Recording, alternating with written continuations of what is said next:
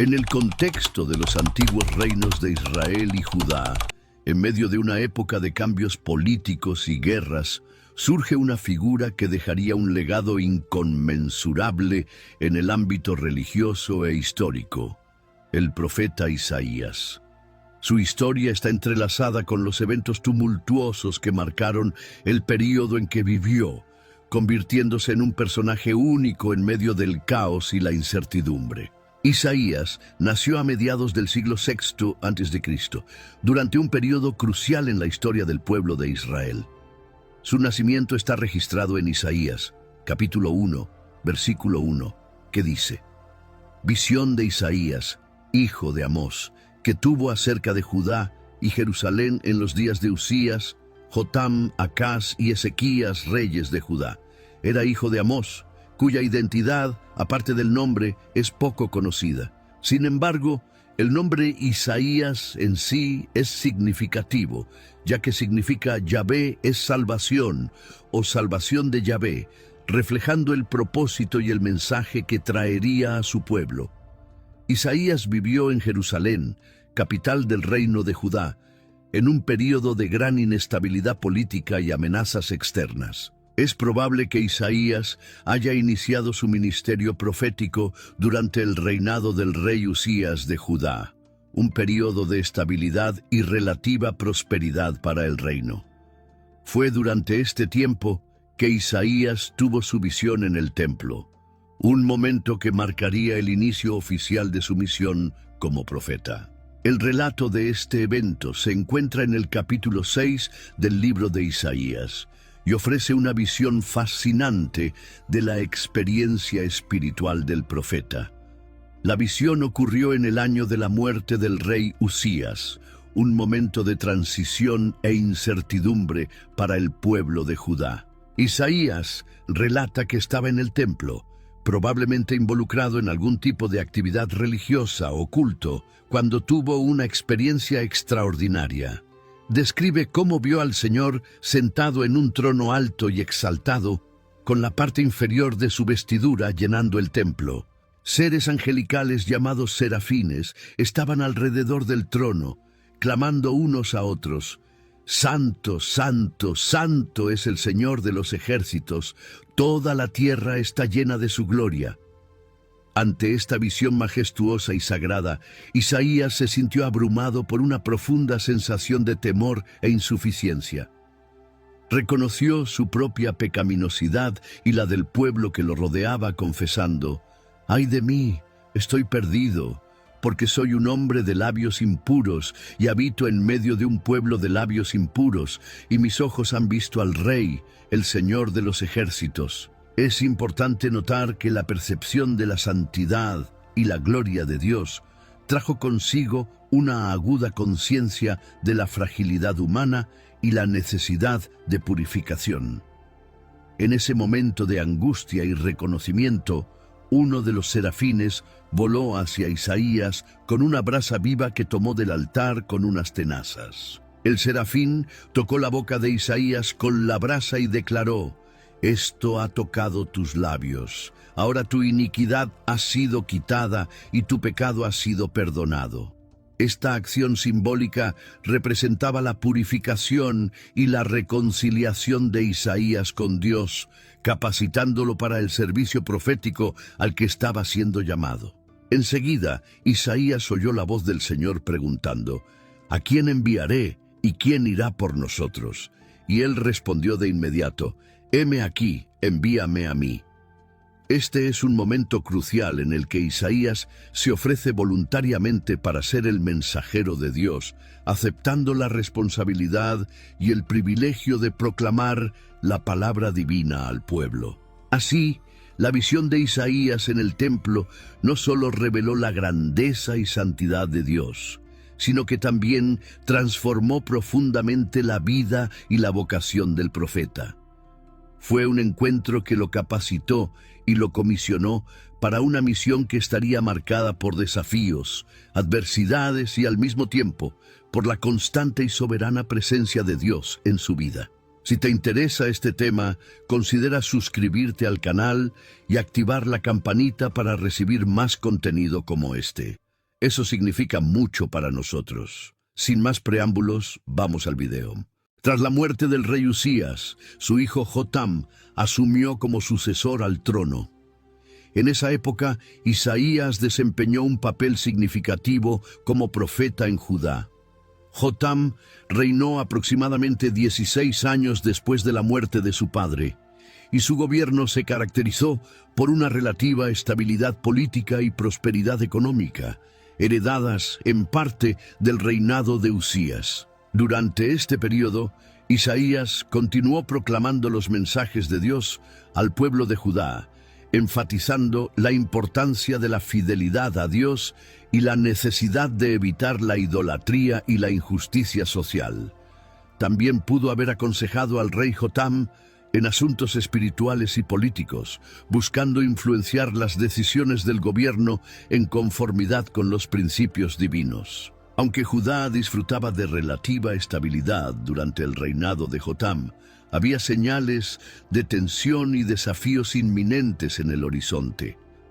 En el ámbito internacional, el poderoso imperio asirio estaba creciendo y representaba una amenaza potencial para los reinos vecinos, incluido Judá. Internamente, los problemas sociales y económicos aumentaban, y la fidelidad del pueblo a Dios a menudo quedaba en segundo plano.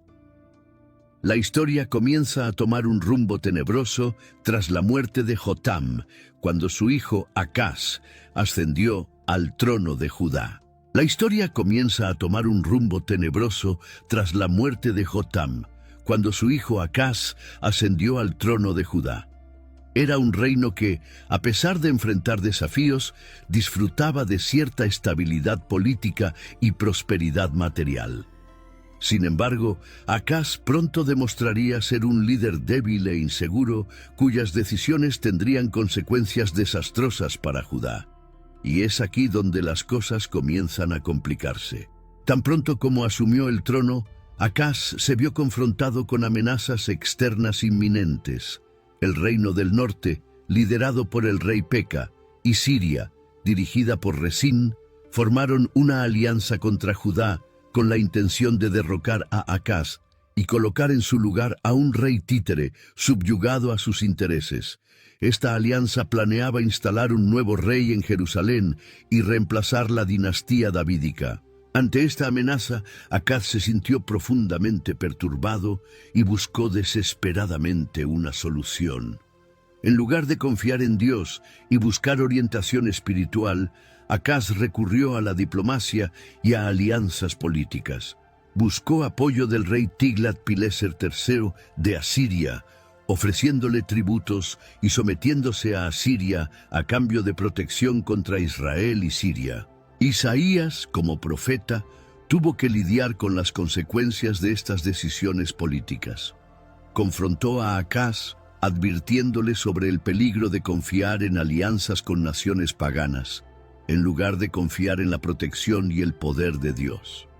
Isaías intentó animar a Acaz a mantenerse fiel a Dios y a buscar su guía en lugar de depender de soluciones temporales y terrenales para los problemas del reino. Fue durante el reinado de Acaz que Isaías recibió muchas de las visiones y mensajes proféticos que registraría en su libro. En Isaías capítulos 1 al 5, profetizó repetidamente sobre la necesidad de arrepentimiento y retorno a Dios por parte del pueblo de Judá. Denunció la injusticia social, la corrupción moral y la idolatría que se habían infiltrado en la nación. Isaías advirtió que el juicio de Dios estaba cerca debido a la rebelión del pueblo, pero también ofreció la esperanza del perdón y la restauración para aquellos que se volvieran sinceramente a Dios. En Isaías capítulos 7 al 12 encontramos la profecía mesiánica, en la que Isaías anunció la venida de un futuro Mesías redentor que traería salvación y restauración al pueblo de Dios. Isaías proclamó que una virgen concebiría y daría a luz un hijo, y su nombre sería Emmanuel, que significa Dios con nosotros. También habló sobre el reinado justo y pacífico del Mesías, que traería liberación y redención para Israel. Estas profecías son algunas de las más conocidas e importantes del libro de Isaías y se cumplieron en Jesucristo, el Mesías prometido. A pesar de todos los esfuerzos de Isaías, Acaz no escuchó al profeta y selló su alianza con Asiria. Tiempo después, esta alianza con Asiria se convirtió en una fuente de problemas aún mayores para Judá. Tiglat-Pileser III pronto se aprovechó de la debilidad de Acaz y exigió que se sometiera completamente a Asiria, convirtiendo a Judá en un estado vasallo del imperio asirio. Acaz fue obligado a pagar tributos cada vez mayores a Asiria y a seguir sus órdenes, lo que debilitó aún más su autoridad e independencia como rey de Judá. Por esta razón, también buscó alianzas con Egipto y Etiopía como una medida adicional de seguridad contra Asiria. Esta decisión fue vista por Dios como una falta de confianza en su protección. Esto resultó en un mensaje profético que Isaías transmitió al caminar desnudo y descalzo. Este mensaje profético, algo curioso, está registrado en la Biblia, específicamente en Isaías capítulo 20, versículos 2 al 4, y dice lo siguiente: En aquel tiempo el Señor habló por medio de Isaías, hijo de Amós, y le dijo: Ve, quítate el cilicio de los lomos y descalza las sandalias de tus pies. Así lo hizo, andando desnudo y descalzo. Entonces el Señor dijo: Así como mi siervo Isaías ha andado desnudo y descalzo durante 3 años, como señal y presagio contra Egipto y Etiopía, así el rey de Asiria llevará en cautiverio a los prisioneros de Egipto y a los exiliados de Etiopía, tanto jóvenes como ancianos, desnudos y descalzos, con las nalgas descubiertas, para vergüenza de Egipto. En este pasaje, Dios habla directamente con Isaías y le da una instrucción inusual para transmitir un mensaje profético al pueblo de Judá. Dios ordena a Isaías que se quite el cilicio de sus lomos y descalce sus pies. El cilicio era una vestimenta áspera e incómoda, usada generalmente como señal de luto o arrepentimiento. Al despojarse de estas ropas, Isaías estaba demostrando una vulnerabilidad y exposición poco comunes. Isaías obedeció a Dios y siguió sus instrucciones al pie de la letra, caminando desnudo y descalzo. Esta acción dramática atrajo la atención de las personas y sirvió como una representación visual poderosa del mensaje profético que Isaías estaba por entregar. Su acción audaz y simbólica no pasó desapercibida, y muchos fueron llevados a reflexionar sobre el significado detrás de ese mensaje visual. La desnudez y el andar descalzo de Isaías sirvieron como un recordatorio vívido de la vulnerabilidad del pueblo ante las amenazas externas y la necesidad de confiar en Dios en tiempos de crisis. Al caminar descalzo, Isaías simbolizaba humildad y sumisión ante la voluntad divina. Mostraba que no había nada que pudiera ocultar o proteger al pueblo de Judá, excepto la confianza en Dios y la obediencia a sus mandamientos. Dios entonces explicó el significado simbólico de esta acción. Comparó el periodo en que Isaías anduvo desnudo y descalzo durante 3 años con el destino que esperaba a Egipto y Etiopía. Así como Isaías fue una representación física de la futura desnudez y cautiverio de los prisioneros de estas naciones, Asiria los capturaría, los despojaría de sus vestiduras y los llevaría al exilio, exponiéndolos a la vergüenza. La desnudez y el andar descalzo de Isaías sirvieron como un recordatorio vívido de la vulnerabilidad del pueblo ante las amenazas externas y la necesidad de confiar en Dios en tiempos de crisis. Al caminar descalzo, Isaías simbolizaba la humildad y la sumisión ante la voluntad divina. Mostraba que no había nada que pudiera ocultar o proteger al pueblo de Judá, excepto la confianza en Dios y la obediencia a sus mandamientos. Dios entonces explicó el significado simbólico de esta acción. Comparó el período en que Isaías anduvo desnudo y descalzo durante 3 años con el destino que esperaba a Egipto y Etiopía. Así como Isaías fue una representación física de la futura desnudez y cautiverio de los prisioneros de estas naciones, Asiria los capturaría, los despojaría de sus vestiduras y los llevaría en cautiverio, exponiéndolos a la vergüenza. Mientras Isaías profetizaba, internamente Judá estaba en un tumulto espiritual. Acaz promovió la idolatría y la adoración a dioses extranjeros, llevando al pueblo de Judá a apartarse del Dios verdadero. El profeta Isaías confrontó a Acaz y lo advirtió sobre las consecuencias de su apostasía espiritual, exhortándolo a arrepentirse y volver a Dios.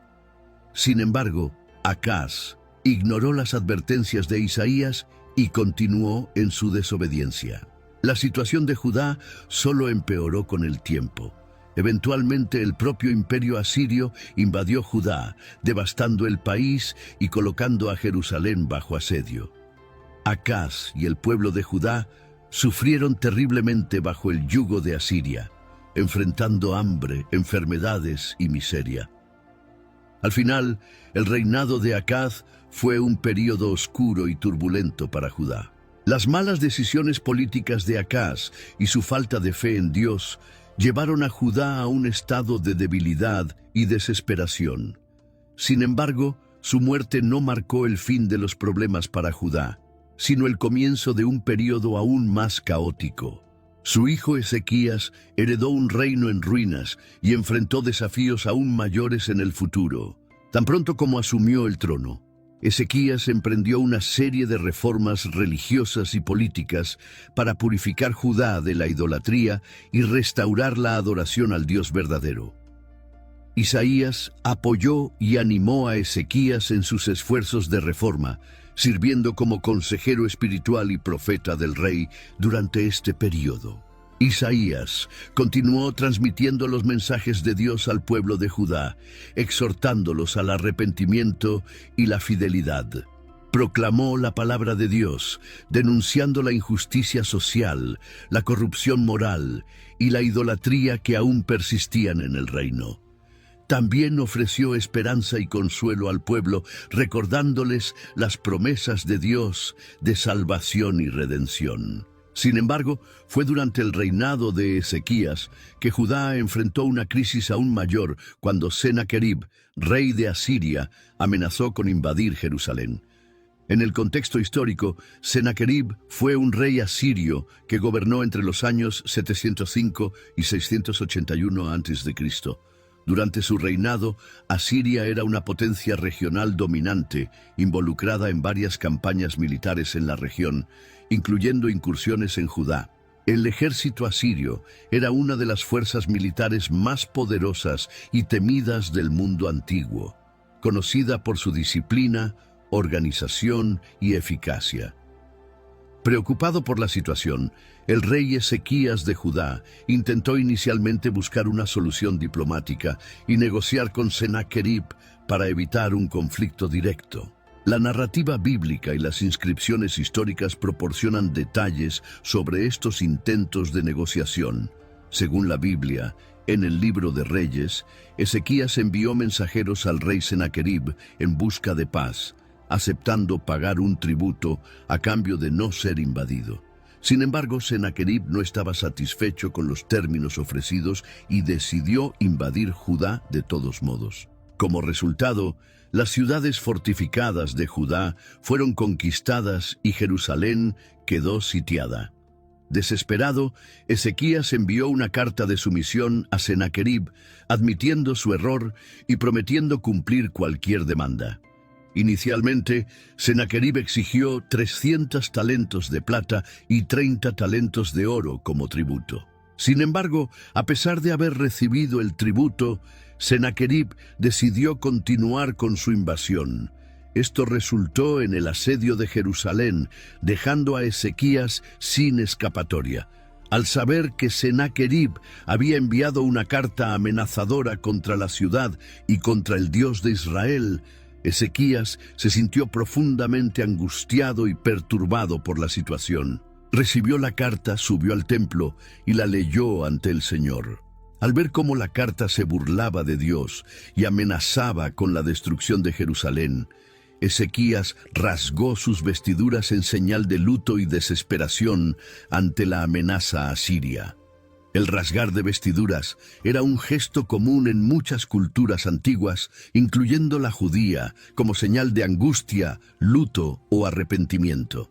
Después de este acto, Ezequías buscó la orientación divina y envió mensajeros al profeta Isaías en busca de consejo sobre cómo enfrentar la situación. Isaías recibió una respuesta de Dios y tranquilizó a Ezequías con una profecía que aseguraba la protección divina y la derrota del ejército asirio. Isaías transmitió un mensaje de consuelo y garantía divina a Ezequías. No temas por las palabras que has oído, con las que los siervos del rey de Asiria han blasfemado contra mí. Yo haré que regrese por el mismo camino por donde vino. Por donde vino, él estaba transmitiendo un mensaje de confianza y esperanza a Ezequías y al pueblo de Judá. Aseguró al rey que Dios estaba consciente de las blasfemias proferidas por Sennacherib y de las amenazas contra Jerusalén. Isaías profetizó que Dios no permitiría que Sennacherib alcanzara su objetivo de destruir la ciudad, afirmando que el ejército asirio sería derrotado y no lograría conquistar Jerusalén. Además, recordó a Ezequías las promesas de Dios de proteger a Judá y garantizar la continuidad de la línea davídica.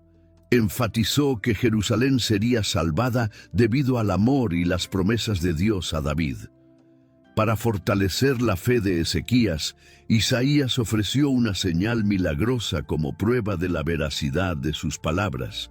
Dijo que, como señal, la sombra en el reloj de Acaz retrocedería 10 grados. Según lo registrado en la Biblia, esta señal realmente ocurrió, demostrando el poder y la autoridad de Dios. El mensaje de Isaías trajo consuelo y esperanza a Ezequías y al pueblo de Judá en un momento de gran angustia, consolidando su confianza en la protección divina. Ezequías expresó su fe en Dios y suplicó al Señor que escuchara sus oraciones e interviniera en favor de Jerusalén. Él pidió que Dios protegiera la ciudad y demostrara su poder para que todos los reinos de la tierra supieran que el Señor era el Dios supremo. El resultado de este episodio fue que Dios respondió a la fe y a la oración de Ezequías. Según la Biblia, después de las oraciones del rey Ezequías y el mensaje de consuelo del profeta Isaías, Dios intervino de manera sobrenatural para proteger Jerusalén. Esto se relata en Segunda Reyes 19:35. Esa misma noche salió el ángel del Señor y mató en el campamento asirio a 185,000 soldados. Y cuando los sobrevivientes se levantaron por la mañana, vieron que todo era cadáveres. En una sola noche, un ángel del Señor fue enviado e infligió una gran destrucción en el campamento del ejército asirio, resultando en la muerte de 185,000 soldados. La acción del ángel se describe como de tal magnitud que el ejército asirio fue completamente derrotado. Aunque la Biblia no proporciona detalles específicos sobre cómo ocurrió este evento sobrenatural, se presenta como un acto divino de intervención para proteger Jerusalén y su pueblo. La historia resalta la creencia en la protección divina y la importancia de la fe en momentos de gran peligro. La reacción de las personas al día siguiente fue de gran asombro y sorpresa ante la destrucción del ejército asirio. El pueblo de Jerusalén y sus líderes, incluido el rey Ezequías, se sintieron aliviados y agradecidos por haber sido protegidos de una amenaza tan inminente y destructiva. Reconocieron el poder de Dios y la intervención divina como la razón por la cual estaban a salvo. Ezequías e Isaías trabajaron juntos para restaurar la fe y la obediencia al Dios verdadero, preparando el camino para un futuro de paz y prosperidad en Judá. Tiempo después, Manasés, hijo de Ezequías, sucedió a su padre como rey de Judá y gobernó aproximadamente 55 años. Lamentablemente, su reinado es recordado como uno de los más oscuros de la historia de Judá.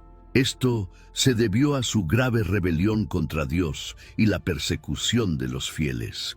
Manasés revirtió muchas de las reformas religiosas iniciadas por su padre, Ezequías. Reintrodujo la idolatría y la adoración a dioses paganos en Judá, construyendo altares paganos dentro y alrededor de Jerusalén. También persiguió cruelmente a los profetas y a quienes permanecían fieles al Dios de Israel. Derramó sangre inocente y propagó la corrupción espiritual por todo el reino. En este ambiente hostil, Isaías continuó proclamando la palabra de Dios a pesar del peligro inminente. Denunció la apostasía de Manasés y advirtió sobre las consecuencias de la rebelión contra Dios. Isaías enfrentó oposición y persecución por sus profecías y su fidelidad, pero permaneció firme en su misión. Durante el reinado de Manasés, Isaías pudo haber sido martirizado debido a su fe inquebrantable, aunque la Biblia no proporciona detalles específicos sobre la muerte de Isaías. La tradición judía afirma que fue perseguido y asesinado durante el reinado de Manasés. Sin embargo, su legado como profeta y mensajero de Dios continuó resonando a través de las generaciones. Inspiró fe y valentía incluso en tiempos de gran tribulación. Otro relato sobre la muerte de Isaías se encuentra en el libro de la Ascensión de Isaías.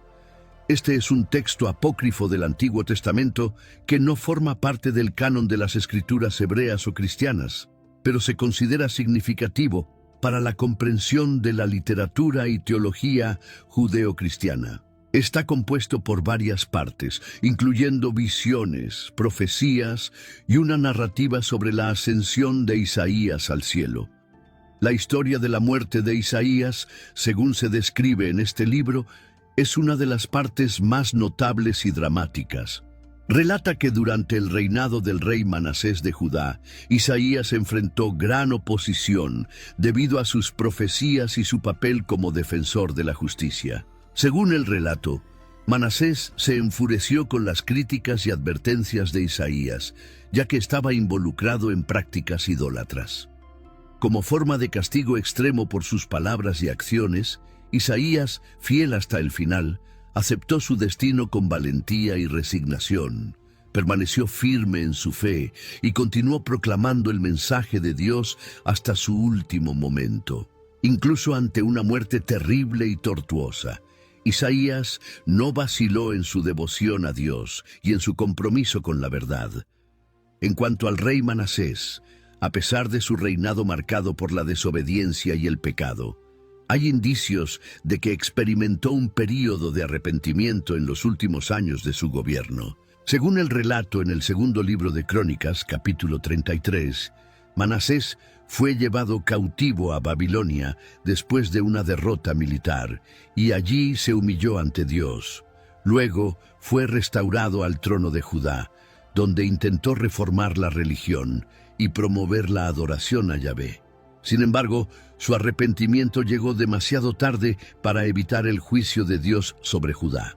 El reinado de Manasés tuvo consecuencias duraderas para el reino de Judá, dejando una marca indeleble en la historia del pueblo de Dios. Su legado es recordado como una advertencia sobre los peligros de la apostasía y la desobediencia a Dios, pero también como un recordatorio del poder del arrepentimiento y la misericordia de Dios para aquellos que se vuelven sinceramente a Él. A pesar de los innumerables asesinatos de creyentes y profetas, Isaías fue reconocido por sus escritos proféticos contenidos en el libro que lleva su nombre. El libro de Isaías, que forma parte del Antiguo Testamento de la Biblia, está compuesto por 66 capítulos y es una de las obras más extensas e influyentes entre los profetas del Antiguo Testamento. Isaías registró sus visiones y profecías a lo largo de su ministerio, transmitiendo los mensajes de Dios al pueblo de Judá durante un período crucial en la historia de Israel. Sus escritos abarcan una variedad de temas, incluyendo la soberanía de Dios, la santidad, la justicia social, el arrepentimiento y la esperanza de redención. Isaías también describió poderosas visiones del futuro mesiánico y la restauración de Israel. Sus profecías y enseñanzas han sido una fuente de inspiración y guía para millones de personas a lo largo de la historia, tanto dentro como fuera de la tradición judeocristiana. Sus mensajes de justicia, esperanza y redención siguen resonando hoy. Estos mensajes desafían a las personas a vivir de acuerdo con los principios de Dios y a arrepentirse de sus pecados. Sin embargo, creo que las profecías mesiánicas de Isaías son de mayor importancia para la fe judeocristiana. Sus visiones sobre la venida de un Mesías redentor ofrecieron esperanza al pueblo de Israel en tiempos de dificultad y opresión. Las profecías de Isaías sobre el nacimiento virginal de Jesús, su vida, su sacrificio en la cruz y su reinado eterno son fundamentales para la comprensión de la fe cristiana. Han sido una fuente de consuelo y confianza para los creyentes a lo largo de los siglos. Los cristianos reconocen a Jesucristo como el cumplimiento final de estas profecías. Él es el Mesías prometido que vino al mundo para salvar a la humanidad del pecado y de la muerte. Espero que te haya gustado el video. Por favor, suscríbete al canal, dale like y haz clic en uno de los 2 videos que aparecerán para seguir viéndonos. Un abrazo y que Dios te bendiga.